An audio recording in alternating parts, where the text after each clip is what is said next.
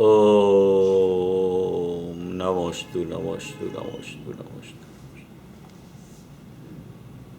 प्रणवलोये श्रोत्रिकाळवर्ती अर्हन्ताणं, प्रणवलोये श्रोत्रिकाळवर्ती सिद्धाणं, प्रणवलोये श्रोत्रिकाळवर्ती आयर्याणं, प्रणवलोये श्रोत्रिकाळवर्ती उवज्जायाणं, प्रणवलोये श्रोत्रिकाळवर्ती शवशाहुणम्। ओंकार बिंदु संयुक्तं नित्यं ध्यायन्ति योगिनः, कामदं मोक्षदं चैव ओंकाराय नमो नमः।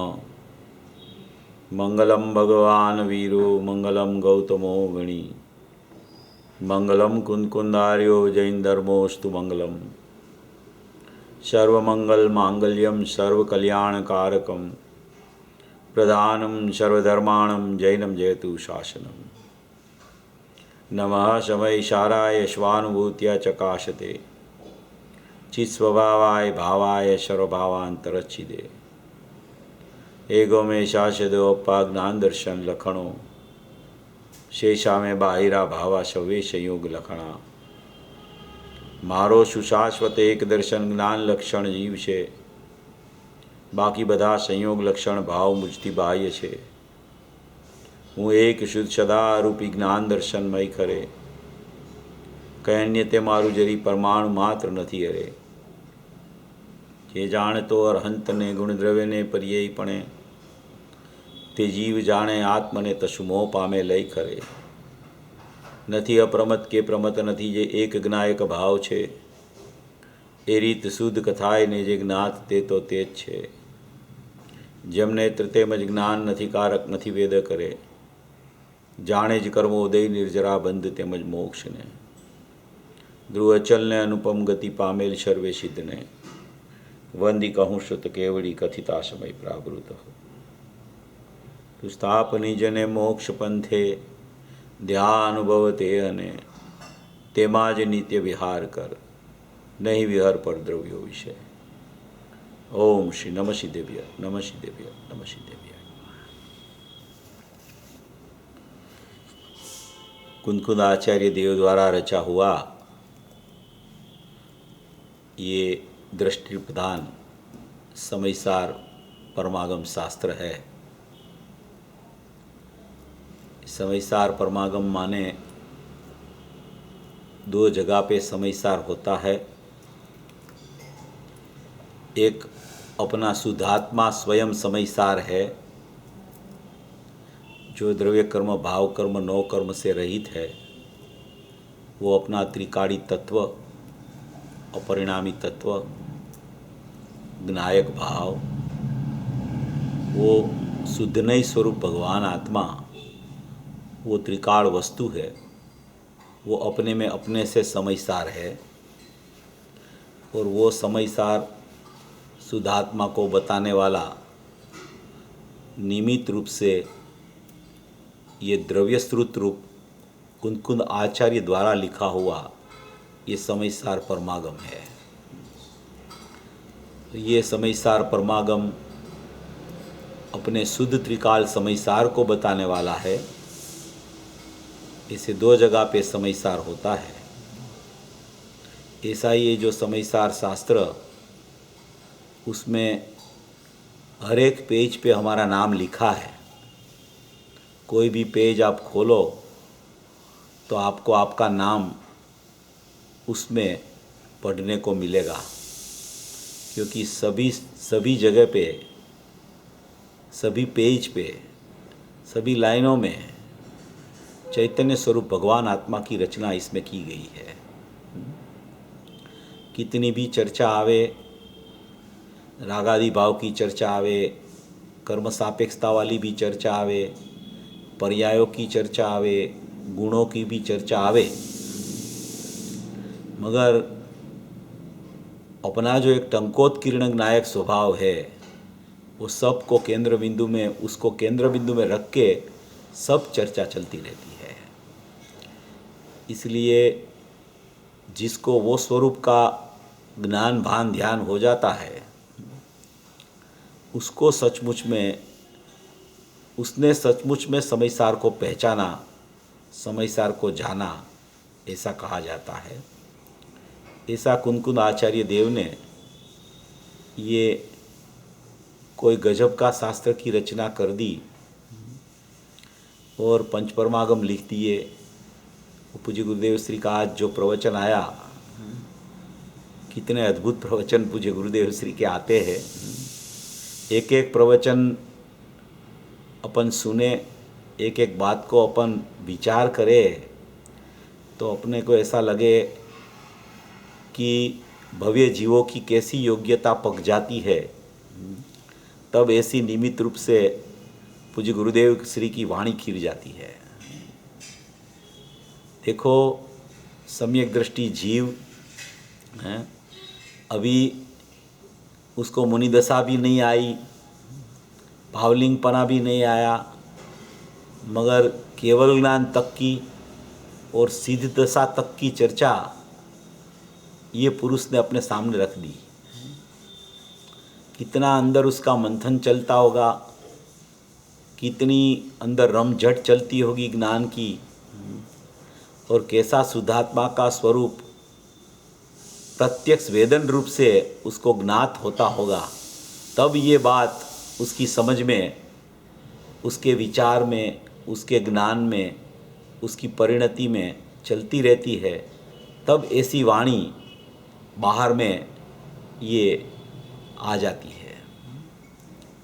तो ये जो महावीर भगवान की दिव्य ध्वनि की चर्चा आई कि 66 दिन तक दिव्य ध्वनि नहीं खीरी, दिव्य ध्वनि खीरी, उसकी केवल ज्ञान हुआ, दिव्य ध्वनि खीरी विपुलाचल पर्वत के ऊपर। उसकी चर्चा आज पूज्य गुरुदेव श्री ने बहुत मार्मिक रूप से आज चर्चा आ गई। कैसी कैसी योग्यताएं होती है जीवों की। गौतम गणधर वेदांती जीव, वेदांती, वेदांत में पारंगत, वेदांत में प्रखर, ऐसे गौतम गणधर कि उसको तो ऐसा था कि मेरे जैसा तो कोई विश्व में है ही नहीं। ऐसे पारंगत जीव वेदांती। वेदांती माने अखंड ध्रुव को ही माने, एक समय की पर्याय को न माने। पर्याय में सम्यक ज्ञान होता है वो भी न माने, पर्याय में विभाव है वो भी न माने, अकेला आत्मा ध्रुव है वही माने। ऐसा वेदांती जीव, ऐसा वेदांती जीव जहाँ जब आया, अंदर में प्रवेश किया, तो उसी समय सम्यक दर्शन, आगे आगे जाके मुनिपण आ गया और गणधर बन के 12 अंग की रचना उसने कर दी। कैसी योग्यता होती है जीवों के अंदर में, कैसी योग्यता पक जाती है। और वो योग्यता पक के कैसा भविपना तो अंदर में पड़ा था, मगर भविपना प्रकट हो गया। मति श्रुत अवधि मन पर ये ज्ञान, 4 ज्ञान का धनी हो गए, गणधर हो गए और 12 अंग की रचना कर दी, द्रव्य श्रुत रचा गया और केवल ज्ञान भी उस दिन हो गया। कैसी योग्यता होती है जीवों में। इसीलिए पूज्य गुरुदेव श्री कहते हैं कि कोई जीव को पर्याय दृष्टि से मत देखना, कोई जीव को अधूरापन, अल्पज्ञपन, अशुद्धता वाला ऐसे मत देखना। जीव को जीव से देखना, जीव को उसका त्रिकाल शुद्धता से देखना, जीव को ज्ञान दर्शन में स्वभाव से देखना। पर्याय में परिणमन विभाव रूप चलता है कि पर्याय में परिणमन स्वभाव रूप चलता है, वो पर्याय का व्यवस्था है, पर्याय की व्यवस्था है। वो त्रिकाल ध्रुव तो ऐसा न ऐसा, ऐसा न ऐसा, ऐसा न ऐसा परम परिणामिक भाव लक्षण वाला रहता है। इसलिए जो द्रव्य दृष्टि वो सम्यक दृष्टि और पर्याय दृष्टि वो मिथ्या दृष्टि। जो द्रव्य से देख लेता है सब जीवों को, उसी का नाम द्रव्य दृष्टि बन गई उसकी। और जो द्रव्य से नहीं देखे और एक समय की पर्याय से देखे, परिणमन से देखे, विभाव से देखे, उसी का नाम तो पर्याय दृष्टि और मिथ्या दृष्टि है। तो ये पूरा ये भाव जो आज आया है, बहुत अच्छा दिव्य ध्वनि का प्रकरण में बहुत अच्छी चर्चा आज पूज्य गुरुदेव श्री के निमित्त से अपने को सुनने को मिली। और ये जो बातें पूज्य गुरुदेव श्री के प्रवचन में आती है ना, वो देखो कैसा फ्लो आता है गुरुदेव का। जैसे कि उनको जैसे कि केवल ज्ञान होने वाला होने, जब वहाँ बैठ के वो ये सब बातें करते रहते हैं, एकदम जैसी परिणति शुरू हुई सम्यक दर्शन से, इसी परिणति से आगे बढ़ते बढ़ते बढ़ते बढ़ते कैसे केवल ज्ञान होता है, वो उसको केवल ज्ञान कैसे होता है वो उसको ख्याल में रख के वो चर्चा आती है। तो ऐसी ये कोई पूज्य गुरुदेव श्री की ये देन है, ये महिमा है। ऐसा अपना जो ये प्रकरण चल रहा है 11वीं गाथा का, ये 11वीं गाथा जैन दर्शन का प्राण है। और 11वीं गाथा में जैन दर्शन का प्राण कहा क्योंकि वहाँ पे अकेले शुद्धात्मा को बताना है, अकेला दृष्टि का विषय को बताना है, अकेला अपना ज्ञायक भाव को बताना है। भूतार्थदर्शी होता है वो कैसे जानता है कि भूतार्थदर्शी लोग मैं भूतार्थ स्वभावी भगवान आत्मा हूँ ऐसे ही जानते रहते हैं। उसी की चर्चा इसमें ये 11वीं गाथा में पूरी अपने सामने पूज्य गुरुदेव श्री ने आचार्य भगवान की गाथा में से रख दी है। ऐसा कोई ये महत्वपूर्ण प्रकरण 11वीं गाथा में अच्छी तरह से चल रहा है। ये 11वीं गाथा जो उसमें चारों प्रकार का व्यवहार का जो निषेध कर दिया है, माने कि चारों प्रकार के व्यवहार का निषेध करके, ये निषेध क्यों किया चारों प्रकारों का व्यवहार का? क्योंकि वो व्यवहार उसको अभी उसकी परिणति में वर्त रहा है और वो परिणति में अभी ज्ञायक भाव नहीं वर्त रहा। इसलिए वो चारों प्रकार का व्यवहार का निषेध जब करेगा वो, तब वो अपने त्रिकाली ध्रुव स्वभाव में आएगा। इसलिए ये चारों प्रकार का व्यवहार का निषेध करके यहाँ पूरी बात चर्चा शुरू की गई है। ये जो 11वीं गाथा की चर्चा में ये व्यवहार नहीं सगड़ा या भूतार्थ है और शुद्ध नहीं भूतार्थ है, इसमें गाथा आगे चलते चलते बहुत व्यवहार की बात आ रही है। ये सब व्यवहार की बात आ रही है, समझ लेना, क्योंकि पर्याय मात्र व्यवहार है, पर्याय मात्र व्यवहार है। इसलिए सब बातें व्यवहार की ही आ रही है। अभी जो जीव भूतार्थ स्वभाव को देख लेता है उसको ही सच्चा व्यवहार प्रकट होता है। जो जीव भूतार्थ स्वभाव को देखता है कि मैं भूतार्थ स्वभावी भगवान आत्मा हूं, उसी को ही सचमुच में सच्चा व्यवहार प्रकट होता है। और वो व्यवहार का निषेध करके जब निश्चय में आया तब व्यवहार प्रकट होता है। वो व्यवहार है वो भी निषेध करने लायक है। जो सच्चा व्यवहार प्रकट हुआ वो व्यवहार भी निषेध योग्य है, तब वो फिर से अंदर में आता है। कोई व्यवहार रखने योग्य नहीं है, चाहे वो असद्भुत व्यवहार हो, चाहे तो वो सद्भुत व्यवहार हो। सद्भुत में भी वो ज्ञान का, राग का या परपदार्थ का जानना हो, वो भी सद्भुत व्यवहार ज्ञान का हो, या तो ज्ञान अपने को जानता है ऐसा सद्भुत व्यवहार हो, या तो ज्ञान वो आत्मा ऐसा सद्भुत अनुपचरित व्यवहार हो। कोई भी प्रकार का व्यवहार, जितने भी भेद और जितनी भी राग आदि की भिन्नता, ये कोई भी प्रकार का व्यवहार ज्ञायक भाव में नहीं है। ये पहले में पहली बात है ये 11वीं गाथा की। कोई भी प्रकार का भेद नहीं है। अपन ने ले लिया है पहले भी, मगर ये तो बार बार लेने लायक है, क्योंकि कहीं न कहीं व्यवहार में रुचि पड़ी होती है। रुचि, वो व्यवहार की रुचि का नाम व्यवहार का पक्ष है। वो पक्ष नहीं निकलता तब तक ज्ञायक की तरफ नहीं जाता, और ज्ञायक की तरफ नहीं जाता तो सच्चा व्यवहार प्रकट नहीं होता। सच्चा व्यवहार प्रकट होता है तब वो फिर निश्चय में जाने के लिए वो सच्चा व्यवहार का भी निषेध करके अंदर चला जाता है फिर से। तो ऐसी एक प्रक्रिया चलती रहती है। अज्ञानी का अज्ञान जावे, उसको सम्यक ज्ञान आत्मा के आश्रय से प्रकट होवे, और बाद में वो सम्यक ज्ञान जो प्रकट हुआ, सम्यक दर्शन जो प्रकट हुआ, वो भी पर्याय है। वो मैं नहीं हूं, वो मेरा होने पर भी मैं नहीं, वो मेरा होने पर भी, मेरी पर्याय में सम्यकता होने पर भी वो मैं नहीं हूं। मैं तो त्रिकाल शुद्ध चैतन्य अखंड मूर्ति, ज्ञायक देव, ध्रुव परमात्मा, शुद्ध परमात्मा, अनादि अनंत परमात्मा, वो मैं हूं। ये दृष्टि निरंतर बनी रहती है। ये दृष्टि बनी रहती है, वो दृष्टि भी पर्याय है। वो दृष्टि भी द्रव्य में नहीं है, वो दृष्टि बनी रहती है।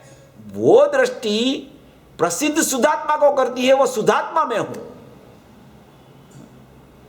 बोलता है दृष्टि का विषय, दृष्टि का विषय है। दृष्टि का विषय भी त्रिकाली द्रव्य, ज्ञान का विषय भी त्रिकाली द्रव्य, मगर वो दृष्टि और ज्ञान वो तो सचमुच में पर्याय है, एक समय का सत्य है, क्रियाशील परिणमन है, और ये निष्क्रिय परमात्मा है। ये ध्रुव खूटा है, अखंड वस्तु है, एक वस्तु मात्र है, त्रिकाल वस्तु मात्र है। दिव्य ध्वनि खीरती है भगवान की दिव्य ध्वनि खीरी, तो कितने लोग अंदर बैठे होंगे, कितने को सम्यक दर्शन सम्यक ज्ञान तो हो गया होगा, किसी को मुनिपना भी आ गया होगा, और ये गौतम गणधर जैसे को गणधर पद आ गया। चार ज्ञान का धनी, भावश्रुत ज्ञान प्रकट हो गया, और भावश्रुत ज्ञान में 12 अंग की रचना भी कर दी उसने। भगवान की वाणी में केवल ज्ञान होने पर भी उसकी वाणी में श्रुत ज्ञान आता है। क्यों श्रुत ज्ञान आता है?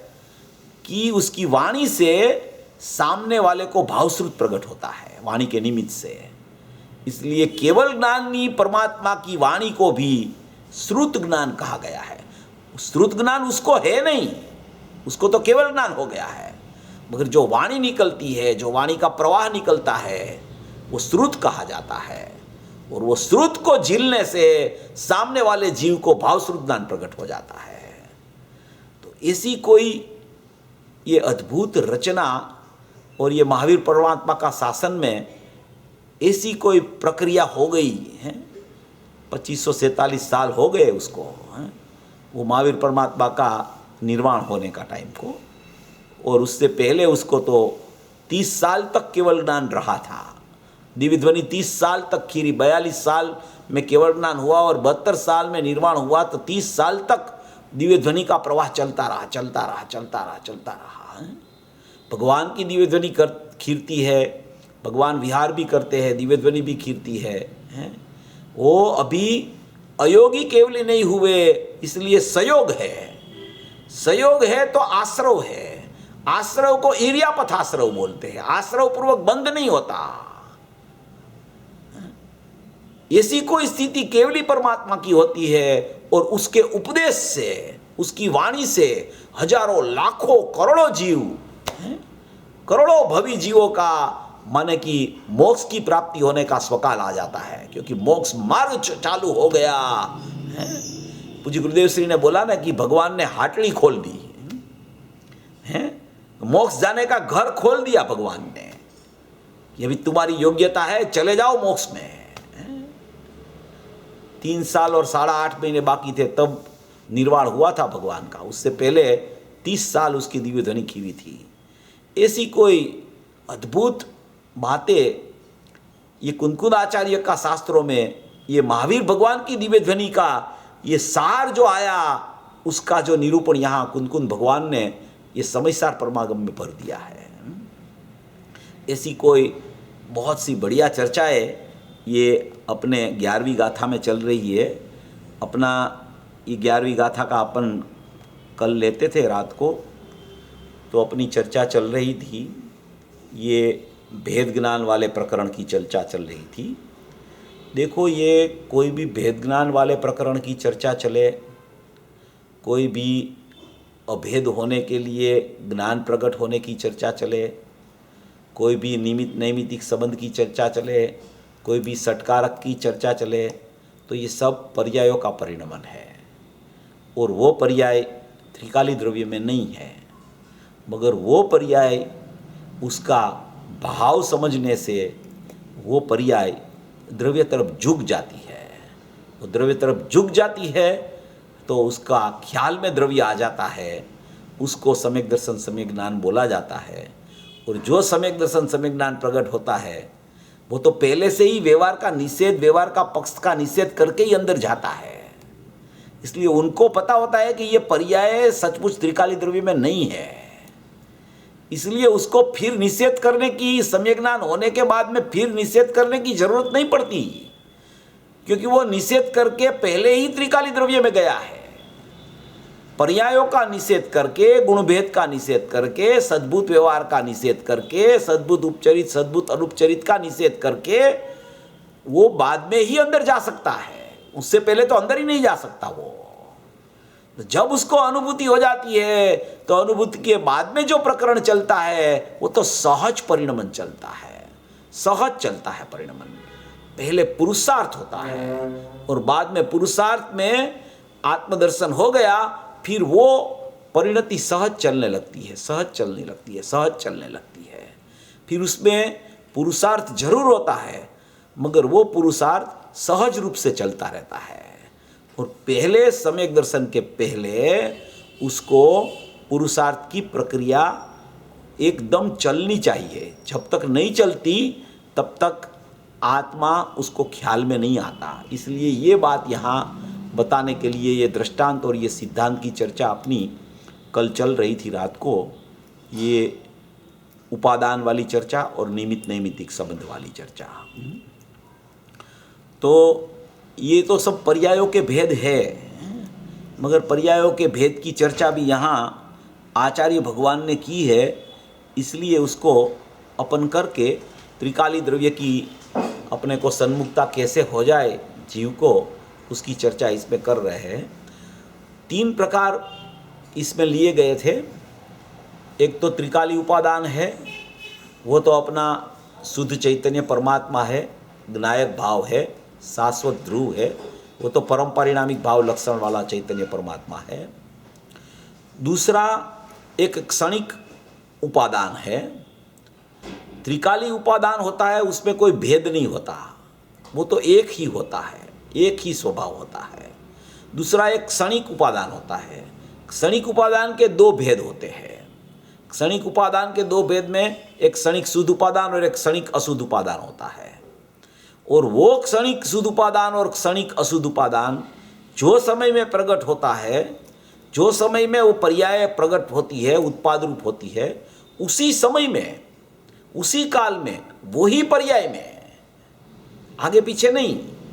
जो समय जो पर्याय क्षणिक अशुद्ध उपादान की हुई, कि जो समय में जो पर्याय क्षणिक शुद्ध उपादान की हुई, उसी समय में वही पर्याय में निमित्त नैमित्तिक संबंध भी वही पर्याय में होता है।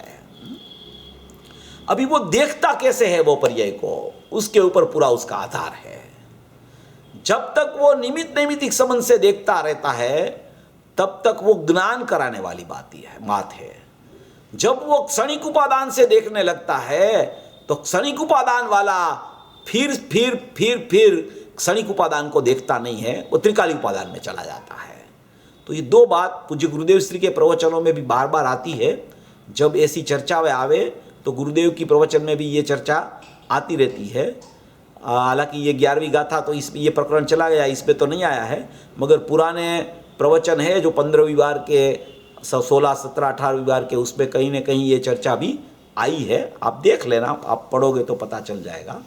तो ये क्षणिक अशुद्ध उपादान और क्षणिक शुद्ध उपादान, ये क्षणिक शुद्ध उपादान, क्षणिक अशुद्ध उपादान और निमित्त नैमित्तिक संबंध में अपने को तो त्रिकाली उपादान सिद्ध करने के लिए ये चर्चा कर रहे हैं कि यहाँ जीव क्यों रुक जाता है, यहाँ से जीव क्यों भूतार्थदर्शी नहीं हो जाता है, यहाँ से जीव क्यों अपना त्रिकाल स्वभाव तक नहीं जा सकता है। तो कि वो कहीं न कहीं पर्यायों में अटकता है, पर्यायों के अनेक रूप भावों में अटकता रहता है। पर्याय मुंढा पर समया विमोहित हो गया है, विमोहित, व्यवहार से विमोहित, विशेष रूप से मोह का परिणमन पर्याय रूप भाव में चलता है, उसमें मोहित हो जाता है, वो ऐसा विमोहित हृदय वाला हो गया है, अनेकाकार परिणमन को अपना मान लेता है। ऐसे क्षणिक उपादान, ये एक समय की पर्याय में क्षणिक अशुद्ध उपादान और क्षणिक शुद्ध उपादान प्रकट होता है। अभी पहले जो क्षणिक अशुद्ध उपादान प्रकट होता है, ये चर्चा आपने पहले भी ली थी, 320 गाथा अपनी 10 लक्षण में चली थी, तब इसको शॉर्ट में लेके आगे बढ़ेंगे अपन।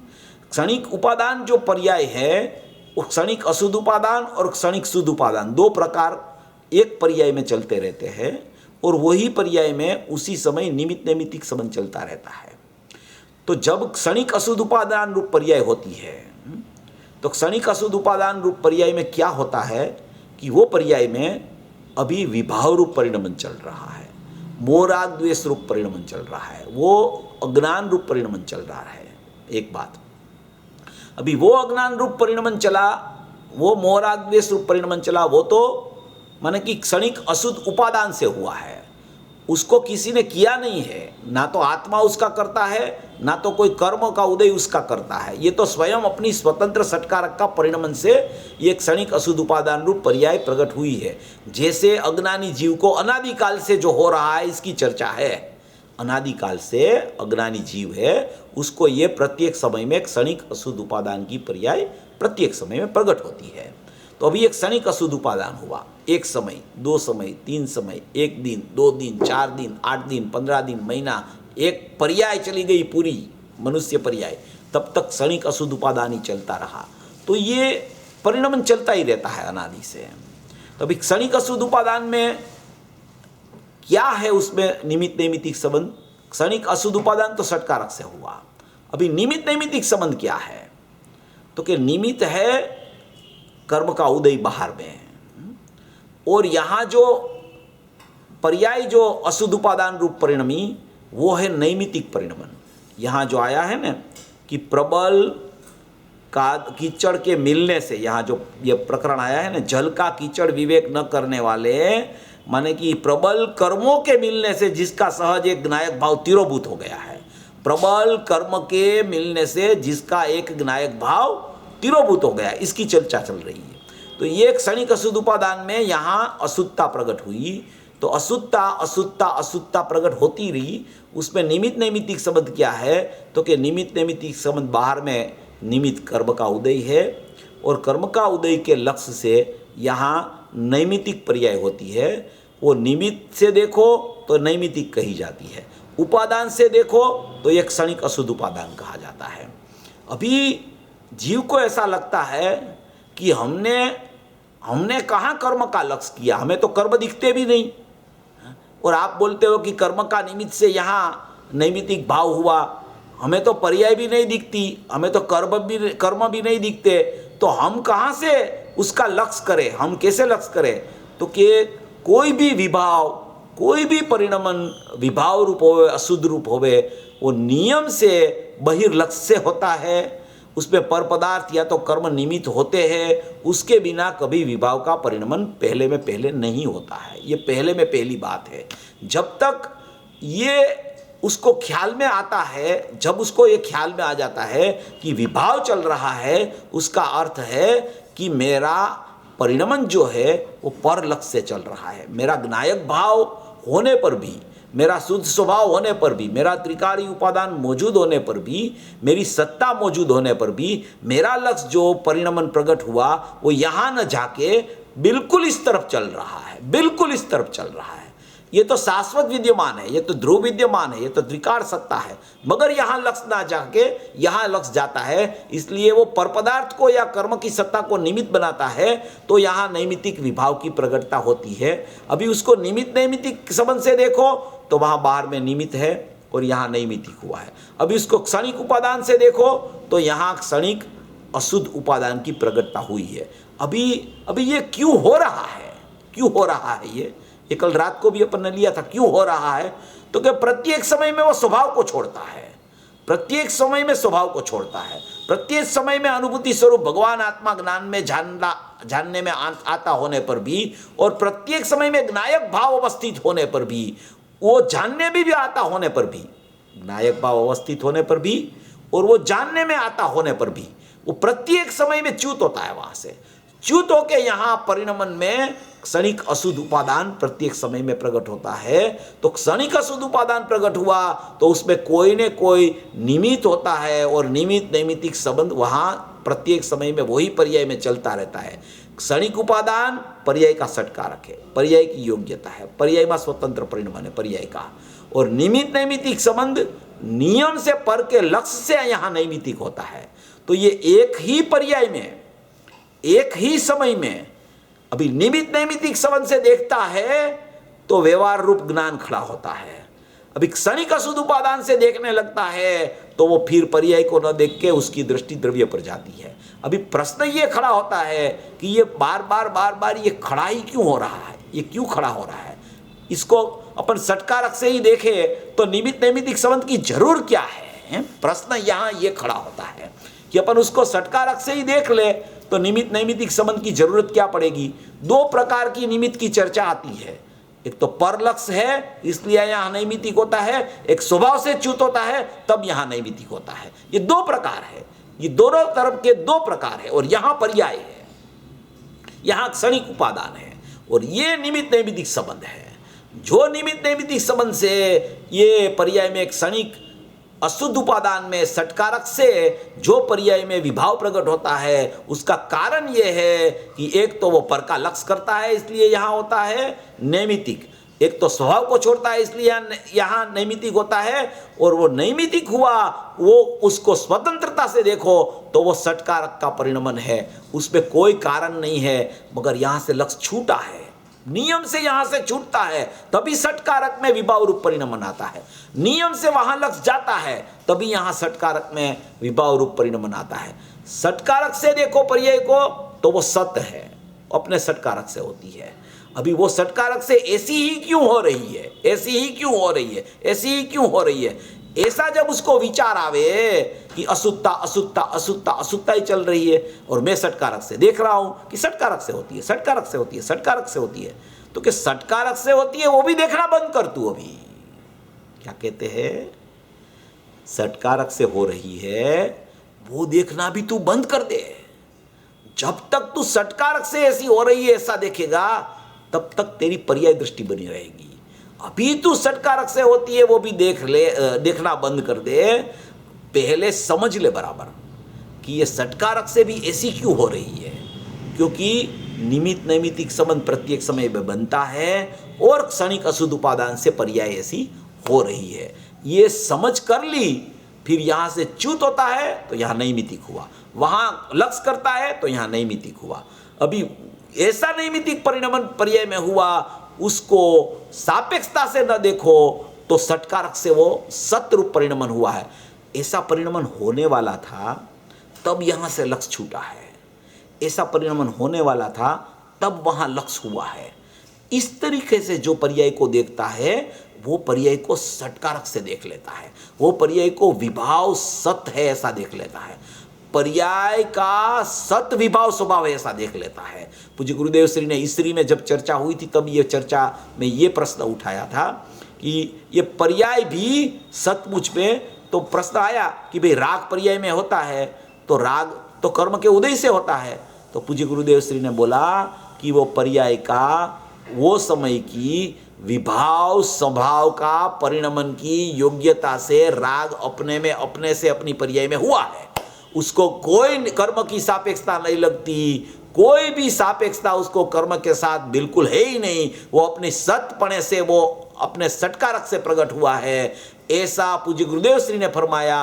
वो क्यों फरमाया कि जब तक तू ऐसे कर्म की सापेक्षता से भी देखता रहेगा तब तक तुझे पर्याय निरपेक्ष नहीं दिखेगी, और पर्याय निरपेक्ष जब तक नहीं दिखेगी तब तक निरपेक्ष स्वभाव पर दृष्टि नहीं जाएगी। जब तक निरपेक्ष तुझे ख्याल में नहीं आएगा, जब तक दृष्टि निरपेक्ष नहीं बनेगी तब तक सचमुच में सापेक्ष का ज्ञान भी सही नहीं होगा। निरपेक्ष दृष्टि सचमुच में वो सम्यक दृष्टि होता है। निरपेक्ष पर्याय को जो निरपेक्ष देख लेता है, पर्याय में जो षटकारक से परिणमन देख लेता है, वो नियम से उसकी दृष्टि द्रव्य ऊपर जाती है, मगर वो सचमुच में पर्याय को निरपेक्ष देखता होना चाहिए पहले। जो पर्याय को निरपेक्ष देखता है वो फिर से पर्याय को देखता नहीं है, उसका नाम पर्याय निरपेक्ष है, उसको बैठा है वो। और वो पर्याय को देखता नहीं है तो नियम से वो द्रव्य को ही देखने लगता है। ऐसे यहां बता रहे हैं कि प्रबल कर्मों के मिलने पर भी उसका सहज एक नायक भाव तिरोभूत, सहज एक नायक भाव देखो लिखा है इसमें, प्रबल इसी प्रकार प्रबल कर्मों के मिलने से जिसका एक सहज एक नायक भाव तिरोभूत हो गया है। वो तिरोभूत क्यों हो गया है?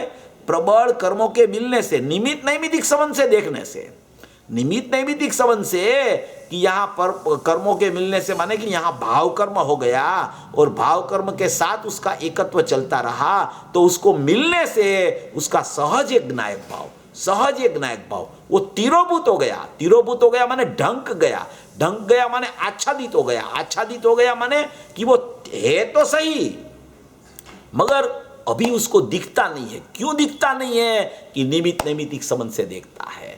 निमित्त नैमित्तिक संबंध से ज्ञान करके षटकारक से पर्याय को देखना शुरू करे, तो षटकारक से पर्याय को देखे तो फिर वो षटकारक से भी पर्याय को नहीं देखता तो दृष्टि उसकी त्रिकाली द्रव्य पर चली जाती है। जब तक षटकारक से होती है पर्याय ऐसा भी देखता रहता है कि पर्याय षटकारक से होती है, पर्याय षटकारक से होती है, पर्याय निमित्त से नहीं होती, पर्याय षटकारक से होती है।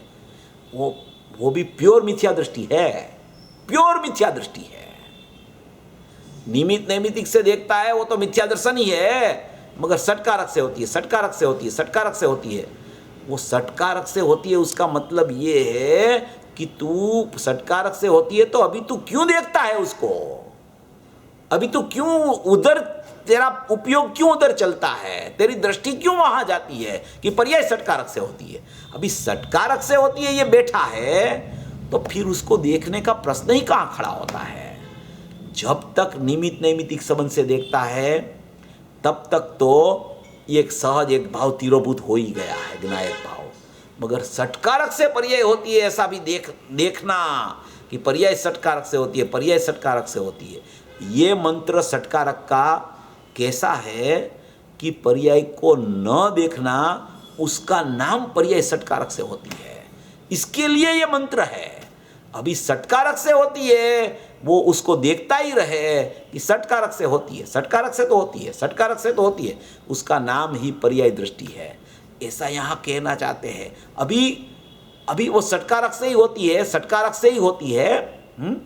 अभी ऐसा ही कहते रहे, उसको ऐसा ही देखता रहे, देखता ही रहे, देखता रहे तो राग ही आता रहे षटकारक में, तो उसको ऐसा लगता है कि षटकारक से ही होता है, षटकारक से ही होता है।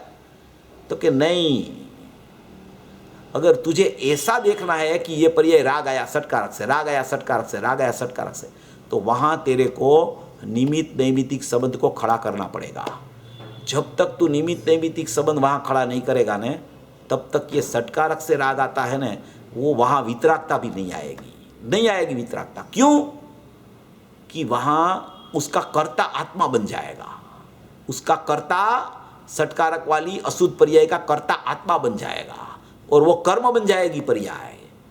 सचमुच में उसका निमित्त रूप से कर्ता कौन है कि वहां कर्म का उदय है और यहाँ षटकारक से जो पर्याय विभाव रूप हुई है वो निमित्त नैमित्तिक संबंध ये पर्याय को उसके साथ में है, मेरे साथ में कोई संबंध नहीं है। ये पर्याय निमित्त नैमित्तिक संबंध से कर्म का उदय से यहाँ जो विभाव का परिणमन हुआ तो यहाँ से वहां लक्ष्य गया, तो उसका संबंध कर्म सापेक्ष पर्याय है। ये सब कर्म सापेक्ष पर्याय है, मेरा कुछ नहीं है इसमें। ये षटकारक से राग हुआ तो कि क्यों हुआ, तो कि कर्म सापेक्ष है, वो कर्म की है, वो मेरी नहीं है पर्याय, वो पर्याय मेरी है ही नहीं। विभाव वाली पर्याय ही मेरी नहीं होती, क्योंकि मेरा द्रव्य में कोई विभाव नहीं है, मेरा गुण में कोई विभाव होने वाला गुण नहीं है। मेरा गुण और मेरा द्रव्य की पर्याय मेरे जैसी हो वही मेरी पर्याय है। बाकी जो मेरे से पृथक पड़े, जो विरुद्ध भाव रूप पर्याय हो, वो सचमुच में जिसके निमित्त से होती है उसकी है, ऐसा उसको ज्ञान करके वहां से अगर मुड़ गया हो तो षटकारक से पर्याय होती है, वो उसके ख्याल में आ गया कि उसमें निमित्त ये था, तो अभी वो निमित्त के ऊपर वो चला गया कि निमित्त निमित्त कर्म का उदय है, वो निमित्त करता है। ये पर्याय का निमित्त कर्ता कहा जाता है उसको, पर्याय का। अलग द्रव्य होने पर भी निमित्त कर्ता कहने में आता है। और ये पर्याय जो है वो उसके लक्ष्य से हुई है, इसलिए वो पर्याय उसकी ही है, वो सचमुच में मेरी नहीं है। वो बाद में क्षणिक अशुद्ध उपादान में होती है, वो उसको अशुद्ध उपादान की जगह शुद्ध उपादान क्षणिक प्रकट हो जाएगा। क्योंकि जब तक ऐसा निमित्त 75 गाथा में आया है कि ज्ञानी तो राग को पुद्गल का मानता है, पुद्गल परिणाम का ज्ञान को आत्मा का कर्म मानता है, और पुद्गल परिणाम का ज्ञान जो है वो ज्ञान के अलावा जितनी पर्यायों में जो विभाव वर्तता है वो तो पुद्गल की पर्याय ऐसा मानता है ज्ञानी। तो वो ज्ञानी कैसे हुआ कि उसने पहले ही वो पर्यायों को पुद्गल परिणाम का ही सचमुच में परिणमन मान लिया कि निमित्त करता वो है और यहाँ विभाव रूप परिणमन होता है। ये कर्म सापेक्षता कब तक रहेगी कि जब तक यथाख्यात चारित्र नहीं आएगा तब तक ये कर्म सापेक्षता रहने वाली है, उसमें मेरा कोई अधिकार है ही नहीं। इसलिए मैं उसको टच ही न करूं, मैं उसको देखूं ही नहीं कि अशुद्धता हो रही है तो वो कर्म सापेक्षता है। मैं तो शुद्ध हूं, मैं तो त्रिकाल हूं, मैं तो ज्ञायक परमात्मा हूं, मैं तो अनादि अनंत तत्व हूं। और अनादि अनंत तत्व का परिणमन जैसा अनादि अनंत तत्व शुद्ध है, ज्ञान दर्शन में ये ऐसा ही होता है, वही मेरा परिणमन है। ऐसा करके जब वो सचमुच में फिर पर्याय का ज्ञान करने जाता है तो वो पर्याय में क्षणिक शुद्ध उपादान ही प्रकट हो जाता है। जो क्षणिक शुद्ध उपादान हुआ वो क्षणिक शुद्ध उपादान, क्षणिक शुद्ध उपादान, क्षणिक शुद्ध उपादान चलता रहता है। अभी ये क्षणिक शुद्ध उपादान चलता रहता है ना, वो निर्विकल्प दशा में क्षणिक शुद्ध उपादान होता है। बाद में जब विकल्पात्मक दशा आती है तो एक ही क्षणिक उपादान का दो भेद हो जाता है। एक क्षणिक शुद्ध उपादान चलता है और एक विकल्पात्मक दशा में एक क्षणिक अशुद्ध उपादान भी चलता है। ये एक ही उपादान की पर्याय में दो भेद शुरू होते हैं। ये बहुत ऐसा प्रकार ज्ञानी होने के बाद में चलता है। यहाँ तो पहले ज्ञानी कैसे होवे उसकी चर्चा चल रही है। तो ऐसी ये बहुत अच्छी तरह से ये समझना चाहिए कि ये षटकारक से परिणमन होता है, उसका अर्थ क्या है। खाली अकेला अकेला षटकारक से परिणमन होता है तो वहाँ तो श्रद्धा का विषय में जाने के लिए पर्याय को देखना बंद करना है। अभी पर्याय को देखता ही रहता है कि अशुद्ध क्यों हो रही, अशुद्ध क्यों हो रही है, तब उसको जरूरत पड़ती है कि ये तो कर्म सापेक्ष है, इसलिए पर्याय में षटकारक से अशुद्धता आ रही है, वो मेरा परिणमन नहीं है, वो कर्म के खाते में जाता है। वो कर्म सापेक्षता का प्रकरण अलग है, मेरा स्वभाव का स्वाभाविक चैतन्य परिणमन अलग है। तो ये दो भाग हो गए, एक तो स्वभाव का चैतन्य परिणमन स्वाभाविक है और कर्म सापेक्ष वाला मोहराग द्वेष का परिणमन पृथक चल रहा है। यहाँ चैतन्य का परिणमन जो होता है उसमें कोई कर्म सापेक्षता नहीं लगती और ये विभाव चलता है उसमें कर्म सापेक्षता लगती है। चैतन्य का परिणमन ये ज्ञान चल रहा है, वो ज्ञान का अंश है, वो तो उपयोग रूपी अंश है, वो उपयोग रूपी अंश है, उसमें कोई कर्म सापेक्षता नहीं है, वो उपयोग में तो उपयोगवान विद्यमान है। ये मोहराग द्वेष की पर्यायों में कर्म सापेक्षता चली तो मोहराग द्वेष वाली पर्याय पुद्गल की है और ज्ञान का परिणमन मेरा है, ऐसा करके वो अंदर चला जाता है। तब उसको सदुपयोग की प्राप्ति हो जाती है और वो सदुपयोग में ऐसा ही मैं त्रिकाली परमात्मा, ध्रुव परमात्मा, चैतन्य परमात्मा हूँ, ऐसा उसको ख्याल में आ जाता है। ऐसा यहाँ ये बताना चाहते हैं, इसलिए ये सब ज्ञान करने की बातें हैं। ऐसा ज्ञान भी उसको होना चाहिए। ऐसा ज्ञान नहीं होवे तो अकेली अकेली अकेली अकेली पर्याय अशुद्ध रूप षटकारक से परिणमती है। अभी परिणमने दो, मैं तो शुद्ध हूँ, तो कि तू शुद्ध है तो तेरा परिणमन में अशुद्धता आती क्यों है? तू शुद्ध है तो परिणमन में अशुद्धता क्यों आती है? क्योंकि तू शुद्ध मानता नहीं है, तू शुद्ध से च्युत हो रहा है। तू शुद्ध से च्युत हो रहा है इसलिए ही तेरा लक्ष्य बाहर में जाता है, संयोग पर जाता है, या तो एक समय की दशा पर जाता है, इसलिए अशुद्धता का जन्म होता है। भूतार्थदर्शी होते हैं, ये अपने ज्ञायक भाव को ही जानते हैं, उसको कोई परिणाम को जानने की वांछा ही मर जाती है।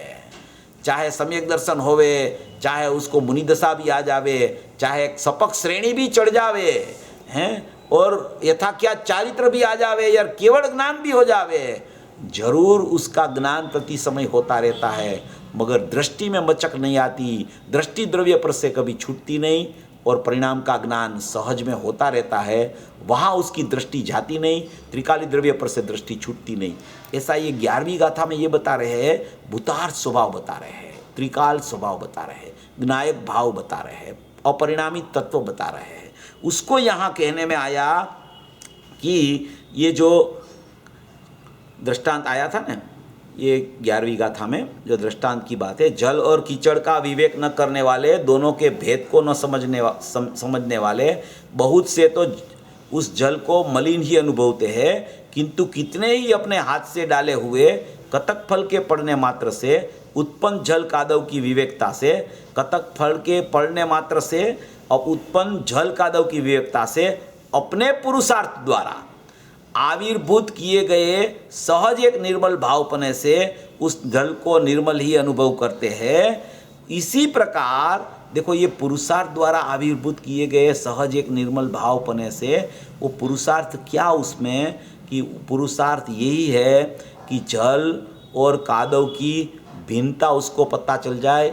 कादव तो निमित्त रूप से है, और जल की पर्याय में जो परिणमन विभाव रूप हुआ वो निमित्त सापेक्षता से विभाव का परिणमन हुआ है, और विभाव का परिणमन होने पर भी जल में कोई निर्मलता की स्वच्छता में, उसकी शीतलता में कोई बाधा नहीं आई है। ऐसा स्वभाव उसका ऐसा न ऐसा है, ऐसी स्वभाव और विभाव की भिन्नता जब उसको ख्याल में आ जाती है। यहाँ लिखा है ना कि जल कादव की विवेकता, जल कादव की विवेकता माने वो दोनों की भिन्नता जब उसको ख्याल में आती है कि ये पानी की पर्याय में मलिनता हुई है, वो भी उनके जिसके निमित्त से हुई है वो उनकी है, वो मेरी पानी की पर्याय में मलिनता होती ही नहीं। मेरी पर्याय होए वो पानी है तो पानी जैसी ही होती है, मेरा द्रव्य शुद्ध है तो मेरी पर्याय शुद्ध ही होती है। ऐसा जब उसको विवेक जागृत होता है, तब सचमुच में जल कादव की विवेकता से अपने पुरुषार्थ द्वारा आविर्भूत किए गए वो विवेक जागृत होता है।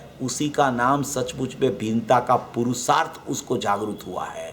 पुरुषार्थ किसे कहते हैं, कि जैसा है स्वरूप, जैसा स्वरूप है ऐसा यथार्थ रूप से जानना और मानना, उसका नाम सचमुच में वास्तविक पुरुषार्थ है।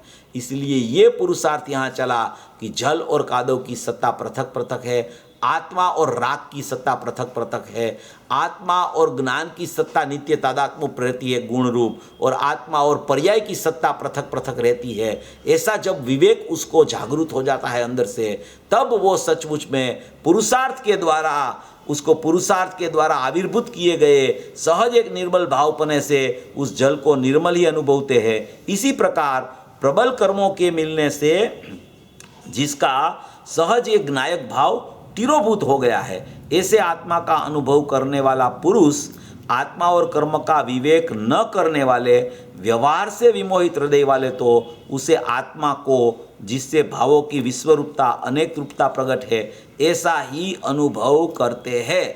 वो जो जिसको ये भेद ज्ञान प्रकट नहीं होता है, जिसको ये विवेक प्रकट नहीं होता है कि प्रबल कर्मों के मिलने से तिरोभाव हो गया है ये आत्मा का, ऐसा आत्मा का अनुभव करने वाले पुरुष और कर्म का विवेक माने कि भेद न करने वाला, ये कर्म का विवेक न करने वाला, भेद न करने वाला, वो बाहर के कर्म की यहाँ चर्चा नहीं है।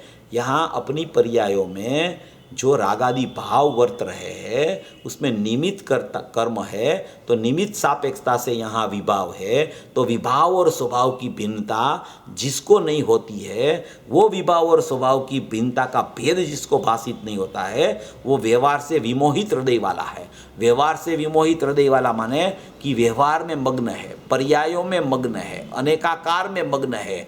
अनेकाकार के दो प्रकार आते हैं, एक अनेकाकार विभाव रूप होता है और एक अनेकाकार स्वभाव रूप परिणमन को भी बोला जाता है। देखो सुनना जरा, समझने की बात है। यहाँ तो व्यवहार से विमोहित हृदय वाले, तो यहाँ तो विभाव रूप परिणामन की चर्चा है, यहाँ तो रागादि भाव की चर्चा है, यहाँ तो विकल्पात्मक परिणमन की चर्चा है।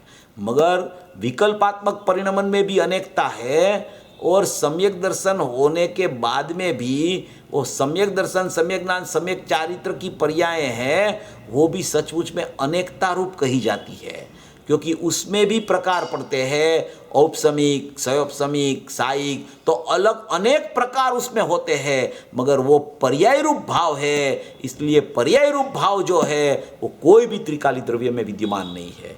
सब अनेकाकार रूप जितना परिणमन होता है वो एकाकार स्वभाव में बिल्कुल प्रविष्ट नहीं होते। जहाँ गुणभेद का भी, अनुपचरित सद्भुत व्यवहार का भी जो नायक भाव में निषेध किया गया, तो ये सचमुच में पर्यायों का परिणमन जो सम्यक भी हुआ उसका तो निषेध पहले ही किया गया है। इसलिए कहते हैं कि व्यवहार से विमोहित हृदय वाले तो उसे आत्मा को, जिसमें भावों की विश्वरूपता, अनेक रूपता प्रकट है, ऐसा अनुभव करते हैं। इसलिए ये व्यवहार से विमोहित हृदय वाले माने अज्ञानी जीव, माने कि राग को अपना मानने वाला जीव, माने कि ज्ञायक स्वभाव को अपना नहीं मानने वाला जीव, माने कि ज्ञायक स्वभाव का परिणमन ज्ञान रूप ही होता है और वो ज्ञान में ज्ञायक ही सचमुच बसता रहता है, ऐसी दृष्टि न करने वाला जीव वो व्यवहार से विमोहित, वी माने विशेष प्रकार से मोह रूप परिणमन रहा है, पर्याय रूप परिणमन रहा है,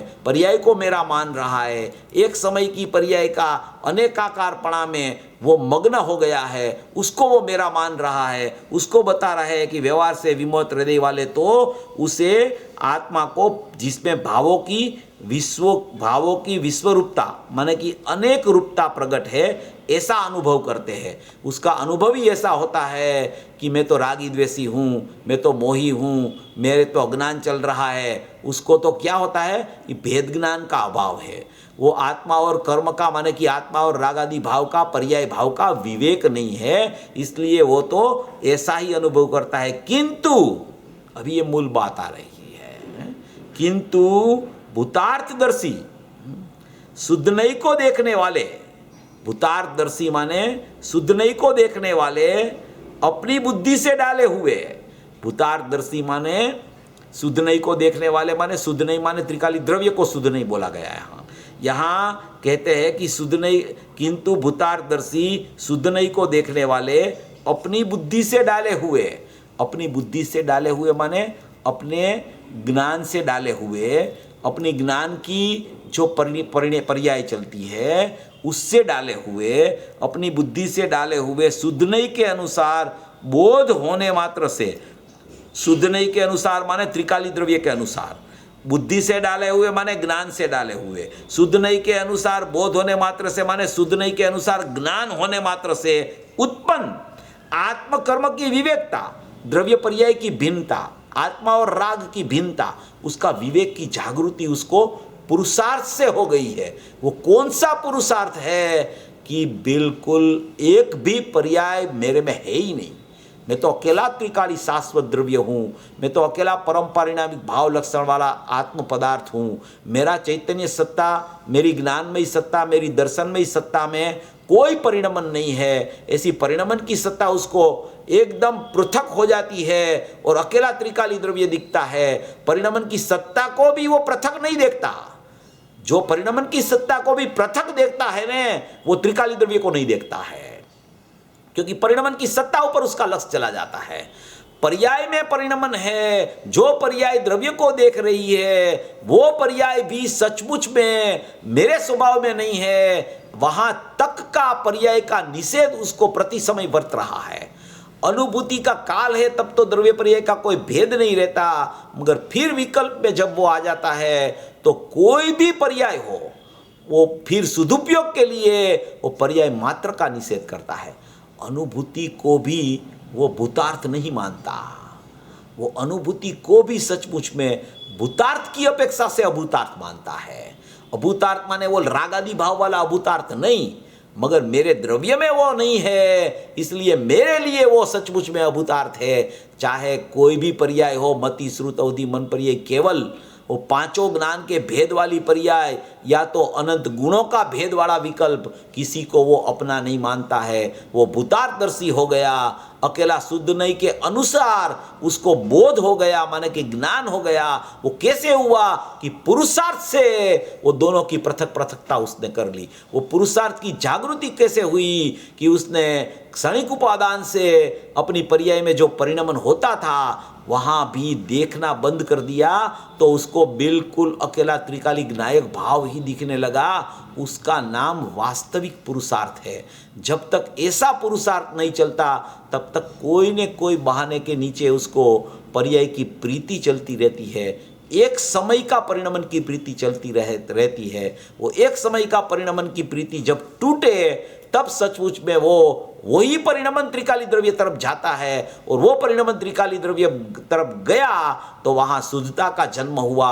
उसको कहा जाता है कि इसने विवेक कर दिया, इसने शुद्धने के अनुसार बोध उसको मिला, और बोध मिलने से उसको पुरुषार्थ द्वारा आविर्भूत किया।